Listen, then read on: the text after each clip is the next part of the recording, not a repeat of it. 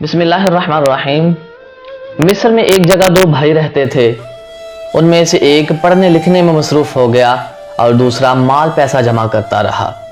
نتیجہ یہ نکلا کہ پڑھنے والا عالم بن گیا اور روپیہ جمع کرنے والا شاہی خزانچی بن گیا۔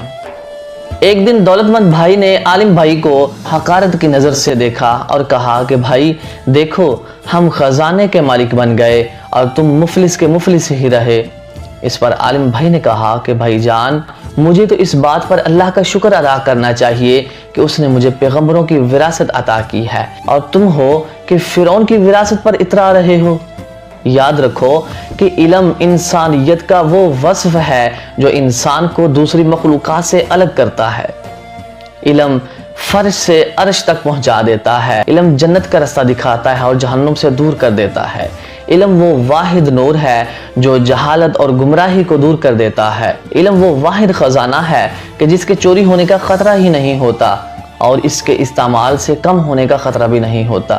رسول اللہ صلی اللہ علیہ وآلہ وسلم نے ارشاد فرمایا کہ مہد سے لحد تک علم کی تلاش میں لگے رہو۔ اور دوسری طرف فتنہ کے معنی آزمائش ہیں۔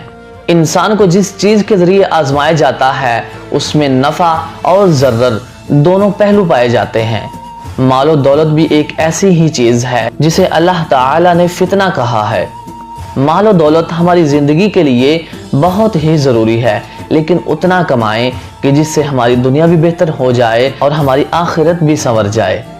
رسول اللہ صلی اللہ علیہ وآلہ وسلم نے ارشاد فرمایا کہ ہر امت کے لیے کوئی خاص آزمائش ہوتی ہے، اور میری امت کی خاص آزمائش مال ہے۔ اللہ سے دعا ہے کہ اللہ تعالی ہمیں ایسے مال کمانے سے پرہیز کرنے کی توفیق عطا فرمائے کہ جس سے ہماری دنیا بھی خراب ہو جائے اور ہماری آخرت بھی برباد ہو جائے۔ اللہ ہمیں نفع بخش علم حاصل کرنے کی توفیق عطا فرمائے اور نفع بخش جس سے ہماری دنیا بھی بہتر ہو اور ہماری آخرت بھی سنور جائے، ایسی دولت کمانے کی توفیق عطا فرمائے۔ آمین یا رب العالمین۔